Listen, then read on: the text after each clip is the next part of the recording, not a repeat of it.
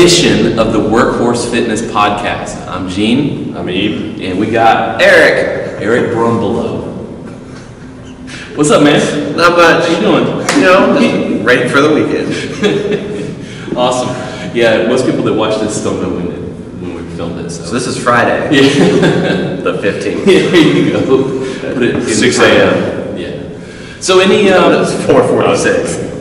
Any workhorse related announcements first before we get going? We got some stuff. We now have a way to make appointments with us if you want personal training or mobility help or anything. You can go right on the workhorse.fitness website, right under the schedule. Click the button. So absolutely do that versus just tell us in passing or message us on Facebook. Yeah, if you ask us, we'll probably send you to that. Yeah, it's just so much easier for us to, it lines up with our schedule. We have our times in there. So any of that kind of stuff, do that. Do we have goal settings? It's a beautiful thing. We are making the rounds on goal settings. I think we've talked to probably about 1/5 of everyone in the gym, so you got to get your shit with us. Yeah. We're going to be coming for you. Like So- this guy hasn't even talked to us yet. So if you haven't watched our previous episodes, we're coming to you, we're making sure that we're going to figure out goals for you to do next year. In January, we're going to do some baseline stuff. That is, we're not going to test it until next December. So it's literally just to see how well you do in a year. That's So a long time. yeah, so you need to make goals, you need to think about things ahead of time and start making some things so that you're going to achieve those things that you want to by the end of next year. Goals! So it's like making your New Year's resolutions a reality, Yeah. but like actually following through with these. Yeah, exactly. Having people that hold you accountable. Yeah. Versus you posting it on Facebook and then the next week never doing it. And forget Stop about it. by January 8th. Yeah. Speaking of, that's a good segue. Speaking of getting through things that take a while. Oh yeah. You're kind of known for doing really stupid shit. Yeah. Well, 100-mile runs. yeah. Oh my god. So why do you do it? So it kind of started as just a bucket list item. Like it started as just doing a marathon. Be like, okay, this is something I want to do before I go off to basic training. I want to do this. Then it became, well, let's just stay fit. So it's just keep running, like every month, do a marathon, do this, do that. Then, Am I laughing at you? no, I know. And then, so then a few years pass, and then I'm like, well, and I keep meeting new friends or new people that become friends. They're like, oh, let's do something stupider, let's do something further. And I'm like, all right. So me being the gullible person that I am, or gullible, I'm like, let's do it. You did it at 50, didn't you? Yeah. So before my first 100, I had over 2 races. I had a 50K on a Saturday. Very next day, I drove, I don't know, a couple hours down the road and did a 66K or something. So it was like, How many miles? it was like 40, 42 or something. So that was the furthest I would have ever ran in a setting. I'm like, well, if I can do both of these races, I can will myself to do the last 50K. I was like, all right, whatever. So I finished the 2 races, and I was like, okay, so I think I can do this. Next month, I signed up for a race up in like Greenville area, and I got adopted by this veteran group, and they helped me a lot, but. Yeah, ever since I finished that 100, that time, When he's saying 100, he means 100 miles. Yeah, 100 miles, sorry. Yeah, 100 miles. It was like over 38-ish hours. Wow. It was, but after that, I caught the bug, like, hard. And I signed up for another one the very next month. And then I signed up for another one like a month and a half after that. And it's been downhill or uphill, but ever since, yeah. It's like a runner, Yeah. So my next 100 is I think probably going to be first weekend of December. I'm going to be on a treadmill for 2 days. What's that for? It's just some virtual race. One of my buddies. Virtual race. Okay. Yeah, so one of my buddies put it on, and like it's just like $50 to enter, and the $50 goes towards charity. So I'm like, all right, I bought a treadmill. Let's do this. Okay. So the reason we got on this subject and why I want to bring it is like we talked about mentally, right? Like trying to achieve something that's like before you did a marathon, if someone was like, you want to do 100 miles, it'd probably be like insurmountable. Oh yes, 100%. So how was like path, and how did you get yourself mentally to be able to accept doing something that takes literally 38 hours in 2 days? Yeah. So I mean, it's kind of like here. Like you don't just walk into the gym and be like, oh, I'm gonna lift 400 pounds when you can't even lift maybe like the bar or something like that. So it's all about steady progression.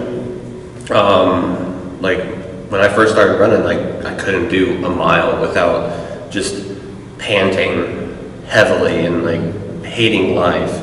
But it's just every once in a while, like I just gradually built up mileage every once in a while, and then I found myself kind of enjoying it to a degree.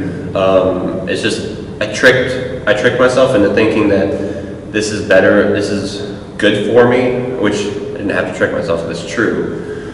Because it got me healthier, I mean, it got me thinner, I mean, my fitness level has been better.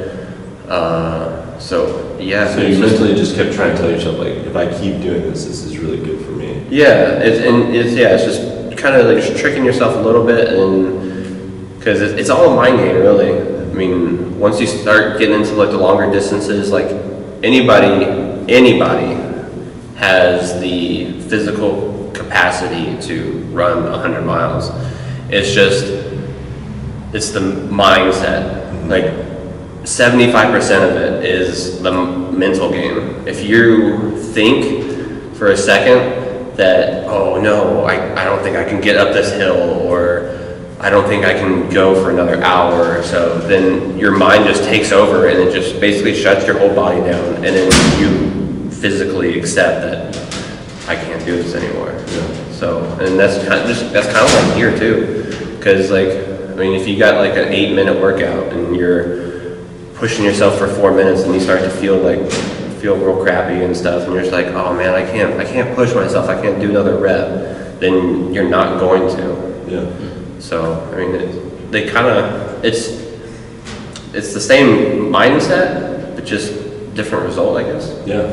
No, I completely agree, and I think that's what we've been trying to say for a while, is that a lot of people, you know, that don't hit goals or stop coming in and then they don't come back in, and a lot of it's just mindset and trying to, you know, at least with day-to-day workouts, is taking it day by day, listening to your body and being okay if you do miss a day, and don't be down on yourself and try to keep yourself uplifted, and just know that you can, as long as you stay consistent. It's all about doing it for a year. It's not about doing it fastest. It's not about killing yourself today, and you're gonna progress. Right.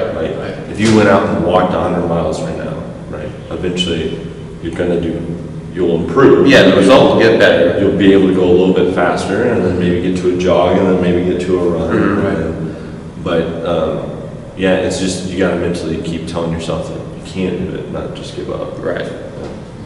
Something I admire about you, Eric, is that I don't think I've ever seen you come in here, or I've seen you anywhere else, and you've been in a bad mood. Yeah. I'm sure you get in bad moods, but you're generally a pretty happy, you're in a good mood. Do you feel like that's a direct result from that life, that running? Did you bring those lessons into your everyday life, or is this something else?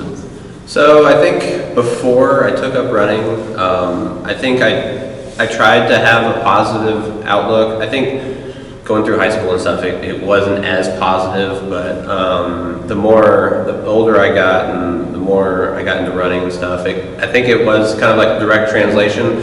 I started, I guess, enjoying life more, because I was like, oh, there's so much more out here than just sitting on a couch, or just, you know, sitting, you know, watching TV or something. Like, there's so much more out there, and I think that's running has brought that to my life, and so that's why I'm kind of like a big advocate for trying to go out and do these races and stuff, because there's so much to see and like to do, and right. I just think, plus it's so much easier to be happy than it is to be like upset, and right. it takes so much, it's less energy. So I'm a lazy person, so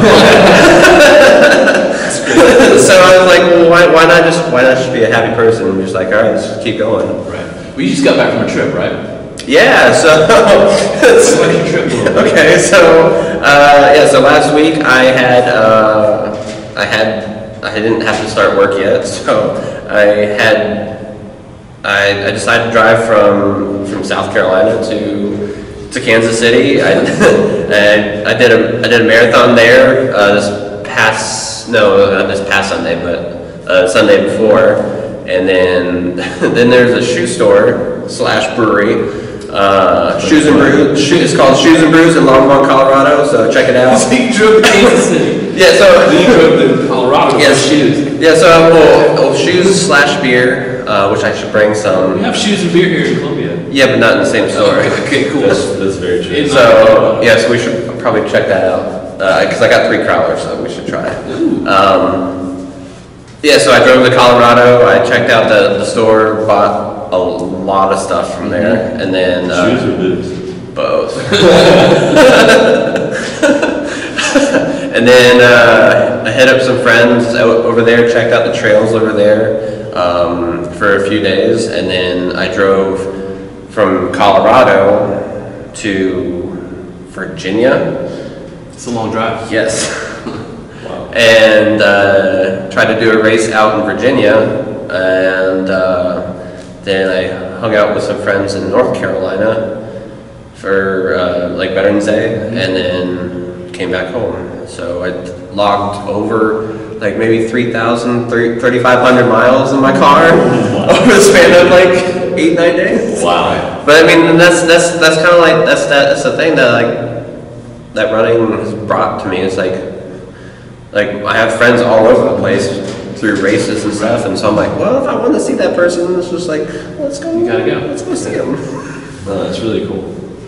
That's incredible. But I think that's, again, like some of the stuff that we try to do is, and that we try to say is, when you surround yourself and your friends are people that do something that you do, or you enjoy to do, right? Yeah. Like if you want to be healthy, but all your friends aren't healthy, it makes it a lot more difficult. Versus if everyone in your life is supportive of what you're doing, and they actually enjoy doing that too, it makes you happier, it makes it easier, it makes it easier to go farther. Yes, and I agree with that. You are who you surround yourself with. Yeah, exactly. Can't help it.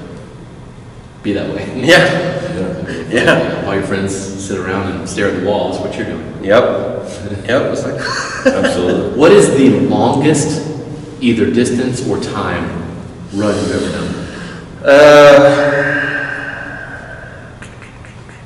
So it would probably be 118. No, not 18. 111. I think I did it in like 60-ish. Is it 60? 62 hours. It was Labor Day weekend last year. We parked our cars in Bristol, Tennessee, and then we went and drove all the way to Knoxville. And then we hung out at the race director's house. That's crazy. Yeah, we hung out at the race director's house, then we carpooled to the start line, which was, I don't know, like 20-ish minutes or so, and then we went and got our cars on foot. Right.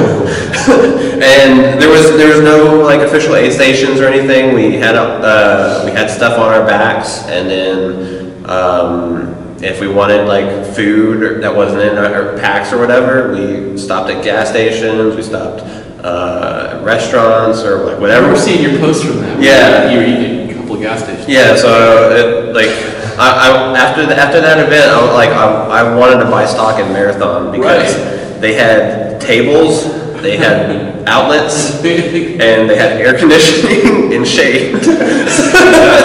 Perfect for running. Yeah, no, that was probably one of my most favorite, most painful events ever, because when I came back, I was legit like Two-Face. Because so one was like a lobster, and then one side was normal. I remember that. I remember you coming back, you were all tan on. Yeah, that was so bad. So bad. So, what about the worst experience on a race? Like something that you really bad, you really had to overcome. It was that same event. Okay. It's that same event. Why is that? So we had two options to finish the race. One was the fun run, which was 100 miles, and the other option was to finish, to go all the way into Bristol. But you had to get your car. Yeah, I had to get my car. I wanted to drive home. So for the most part, for the 100 miles, I did all right. Like I had the kind of like the normal struggles through 100, which it's just like. What are normal struggles through 100 miles? I can think of several. Yeah, I'm sure they're not actually what you experienced. So dehydration, just sick of being outside, sick of being like under the sun, just want to be off your feet. Right, want to do something different. Yeah, want to do something different. Yeah. Just be out in the heat and everything, and so I was able to overcome a lot of that stuff because I was like, okay, I can do this, and then once I passed that line, that's when like I guess they kind of like hit all of the up and downs, like all like the rolling hills and stuff, and like. For the last 11 miles, I don't know. Yeah. It was so terrible, and that's when like I just kept breaking down. Like I just straight up bawled and cried, and then we had and I don't know if it was just because like I was carrying. So I've experienced that, but it was a 8 mile race. Yeah. Okay. So and I don't know if it was because I was carrying the flag or whatever, but like I had when I was feeling down, someone would come, like just some random stranger came to me and would give me something, whether it be like water or Gatorade or like gummy bears, or I had like an icy, I think, just random snacks, and it would always bring me up. I would feel good. And then, as soon as I finished consuming it, though, like I went back down. I started crying again. Like I did this for legit, like probably like 3 or 4 miles. So like over the span of like an hour or so, like I was doing this, and like people, every time I would go hit that black hole, someone would come and like bring me out of it. Just a complete stranger. Yeah. And nice people in Tennessee. Yeah, I know. I love Tennessee. All right. So and then I got to a point where I was probably like 5 miles away from finishing, and I found, I'm pretty sure it was a marathon, and I was in the gas station, and I'm just like sitting there, like kind of like how we are. I just added a little table, and I'm just sitting there, and I'm like just feeling so defeated, and I was like, I'm getting ready to call like the race director. I'm like, I don't care that I have like only 5 miles left. I'm like, I'm done. Right. And then one of my buddies, he just came through the door. He just happened to come through the door because he's doing the same event that I'm doing. Right. And it was like the light like shining behind him, and it was like, oh, my savior's here. It's like my whole just not alone. Yeah, that was the other thing. So like there was 17 of us, right, and maybe like 7 or 8 of us decided to go and do like the full thing. So the road was like empty. There was like none of us, and so seeing someone else that's like suffering the way I'm suffering, right, it just changed my outlook, and like I had this big ass smile. I was like, oh my gosh, I'm so glad to see you. And then I grabbed a 40. Oh my god! And then only you, man. I took that down and had some, like, I think I had a hot dog or something. And it's so gross. Yeah, and then after that, we actually like interval ran. I mean, like we were doing like, I mean, granted, it wasn't fast. It was fast for us, but not fast for normal. Like Who cares after 100 miles? But yeah, so we ran like the last 5 miles in like Jesus, an hour 20 or something like that. What? Whereas like prior to that, I was probably doing 30-minute miles. Right. And in like utter sorrow. Yeah. You're just So I mean, that's why I love ultra running, because you can be, your mood swings are just like this, right. just constantly, and you don't know what will bring you out of that despair. And right. It could be just a person walking through a door, or it could be someone bringing you your favorite food, or like a gummy bear, or just some random thing, and it brings you back, and it's just it tests your character, like, and like some of the events that we've done here, like it's just the concept's the same, right. like the hero wads and stuff like that. It's like impressive. Yeah. so it's a lot shorter, but like you still get that pain and suffering, and you're like, well, how am I going to come out of this? And you're like, well, like the finish line's right there. Like I gotta just push through, and eventually you'll get there. There's lessons to be found in that pain. Yes, like 100% lessons. Yeah. So it just. Yeah, I think that's, if you want to be a strong person, right? Mm-hmm. Or that's your goal, like mentally, you want to be able to overcome anything, right? Then this is the perfect example. Do something hard. Do something hard. Mm-hmm. Yeah, and I think that's what happens a lot. Is everyone wants to be that, but they don't put themselves through that. The only way to get there is to put yourself through it. Yeah. Yes. There's no other way to get that lesson.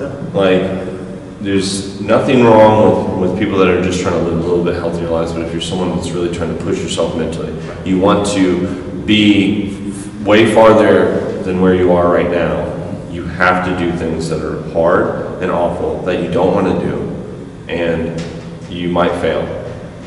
That's the big thing. It's so cliche to say like you have to get out of your comfort zone. But it's right. That's something you see on the Instagram post like every single hour. Yeah. You're like, bullshit. Yeah, I get it. But like, it's so true. You have to get outside of where you find ease in the shit you do every day. Yeah. You've got to go just on the other side of that. Some people go way on the other side of that. Yeah. To find themselves. I just kind of fell off the cliff and tumbled. And I'm like, oh, so this is where I'm at now. So. Yeah. One of the biggest things we said when I first started at the gym is getting comfortable being uncomfortable, and that's just right. Again, that's the mentality that whenever someone throws something at you, you can just go do it. And it might suck, but you know that you can finish it, you can accomplish it because you're used to that kind of lifestyle. Yeah. And that's, I think, where some people want to be. Not everyone, but like, if you have big goals, you want to accomplish something huge, you want to lose 100 pounds, you're not going to be able to feel awesome every day and lose 100 pounds. It's going to be an emotional roller coaster. It's going to be hard. You're going to be uncomfortable. You're going to be hungry. You're going to be tired. You're going to push yourself if you want those results. If you're happy with where you are and you just want to, not have a heart attack, that's okay too. Because those are like, it's two different things. When we're talking about something too, we're talking to everyone right now, but I want to know it's like, if you're not into like running 100 miles, which not many people that's are. okay. I'm not condoning that, and I'm not like saying everyone should do that. But if you have something big you're trying to accomplish, this is like what people that do those things, what goes through their mind, what they kind of do to do that. It's the same in life and business, and maybe it's your marriage, maybe it's like whatever, your family. It's the same thing. You're just experiencing it through a physical outlet. Yeah. You know what I mean? We have the same issues running a business. I mean, you have the same things. You have to change who you are. You can't do the same thing every day and expect different results. Right. It's the same thing. Oh yeah. It's just a great story with the 100-mile races. Yeah. Oh, I've got stories for days. You get the belt buckle. Right? Oh yeah, and that's so yeah, that's the thing. Like we do it for a belt buckle. Yeah, I always found that very weird. It's kind of We like have one in the office. Yeah. It's like the fight belt or whatever. So So I'm going for a couple more. No, that's anything else?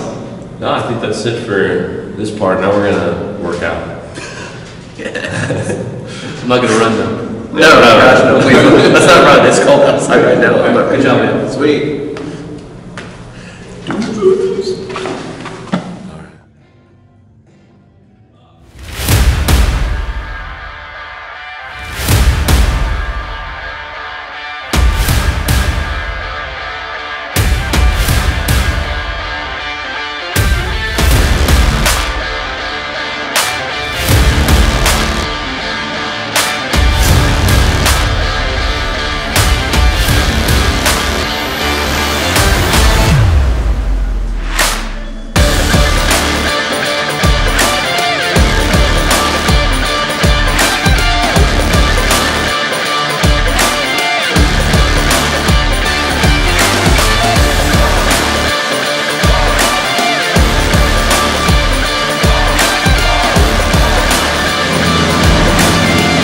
Post-workout. Yeah, so much fun. So it's Friday, right? We did the Tabata workout. Tabata heaven. Yep. How do you guys feel? It wasn't heaven. Tired. Very tired. Yeah, what was the hardest part? BS. I was whining like a little... Yeah, I was hurt. I was cramping something. I was crying this morning at the morning class. I knew it was going to be bad because all I heard were moans during that. Oh, that was so bad. Red sets. So I knew it was going to be pretty bad. Yeah, that was hard. Pretty sure that's all we were doing too. Yeah. Oh, yeah. Double unders were not easy. I was exhausted. I was pretty tired after the box jump. Well, I can't double under anyway, so I can't string them together like I used to. So that wasn't That terrible. was fun. You got a lot of whips. Not as bad as I did the first time I did double unders this week. I got whipped actually once. Everybody. Oh, you got one? Yeah. That's the first time in a long time. It hurt. About time. Yeah. Oh my god. Oh no, I did get whipped. Explain to me how this happens. Me and the rope just love each other. You and the rope love each other. Yeah, a little All right. S&M or B&M. It's a G-rated podcast. Oh my bad. Well, PG-13 as well. PG-13. Sillies and maybes. Yeah. All right. Yeah. Cool. Yeah. All right. It was a lot of fun. Thanks for watching, guys. Thanks for coming, Eric. That was a blast. Let's do it again next time. Peace.